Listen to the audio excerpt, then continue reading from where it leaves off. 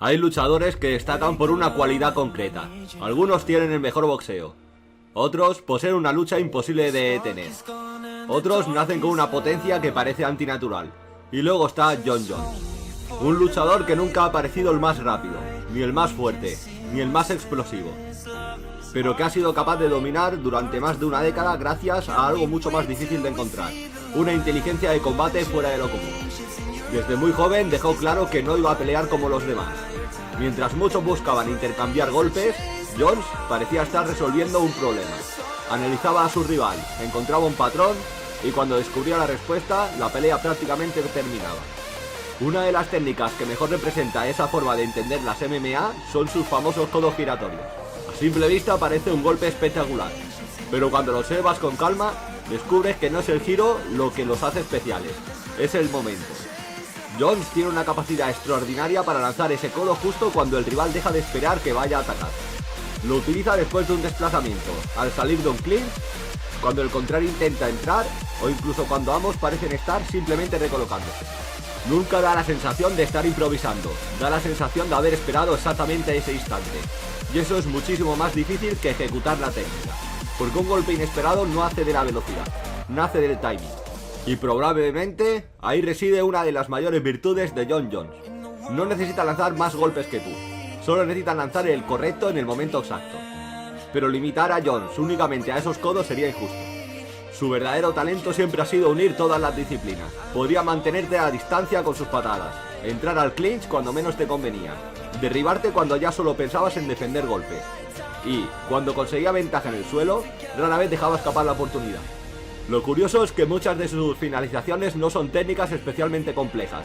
No necesita inventar una llave imposible, le basta con obligarte a cometer un error. Porque antes de la sumisión, ya ha ganado una batalla mucho más importante, la batalla mental. Eso explica por qué tantos rivales parecían pelear incómodos contra él. Nunca encontraban su distancia, nunca imponían su ritmo, nunca terminaban de entender qué estaba intentando hacer. Y cuando por fin lo entendían, ya era demasiado tarde. Por supuesto, ningún campeón construye una carrera así por casualidad. Jones fue derrotando a algunos de los mejores nombres de la historia del peso semipesado y fue consolidando un legado que muy pocos pueden igualar. Con el paso de los años decidió subir al peso pesado, y aquí es donde aparece una pregunta realmente interesante. ¿Estamos viendo al mejor Jon Jones? ¿O estamos viendo a una de las etapas más flojas que ha tenido esta división en muchísimo tiempo? Porque una cosa puede ser cierta sin negar la otra. Jones sigue siendo un luchador extraordinario, pero el peso pesado actual no parece atravesar precisamente su época más brillante. Hay atletas enormes, hay pegadores peligrosos, pero cuesta encontrar una generación tan profunda como las que marcaron la historia de este deporte. Y eso inevitablemente lleva a comparar épocas, porque hubo un momento en el que el peso pesado parecía un auténtico campo de batalla. La época de Price. Una generación en la que convivían auténticas leyendas como Antonio Rodrigo Nogueira, el Minotauro, Mirko Prokop, Josh Barnett, Mark Coleman, Kevin Randleman, Mark Hunt y muchos otros luchadores que hicieron de aquella división una de las más temidas de todos los tiempos. Y por encima de todos ellos había un nombre, Fedor Emelianenko. Durante cerca de una década fue considerado prácticamente invencible, no solo por ganar, sino por el nivel de los hombres a los que derrotaba. Cada combate parecía una prueba distinta. Un especialista en lucha, el máximo exponente del comando sambo, un kickboxer letal, un gigante con fuerza descomunal. No existían rivales sencillos. Por eso, muchos aficionados siguen preguntándose qué habría ocurrido si el mejor Jon Jones hubiese tenido que atravesar una generación como aquella. ¿Habría dominado igual? ¿Habría encontrado las mismas soluciones? ¿O habría descubierto que incluso un genio necesitaba enfrentarse a auténticos monstruos para demostrar hasta dónde llega su talento? Nunca lo sabremos. Y esa es precisamente la frustración de comparar épocas, porque los grandes combates imaginarios solo existen en nuestra cabeza.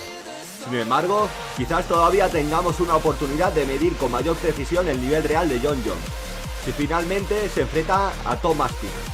Aspinall representa exactamente lo que muchos aficionados llevan tiempo reclamando: juventud, velocidad, confianza y un estilo lo bastante completo como para poner a prueba todas las virtudes que han convertido a Jones en una leyenda.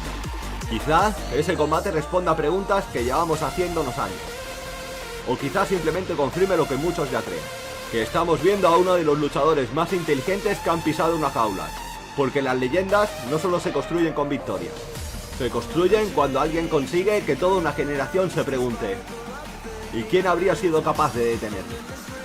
Me gustaría saber tu opinión en la caja de comentarios y si os gusta el contenido agradecería muchísimo vuestra suscripción y nada más, lo más importante, el viejo barrio os quiere. Un abrazo.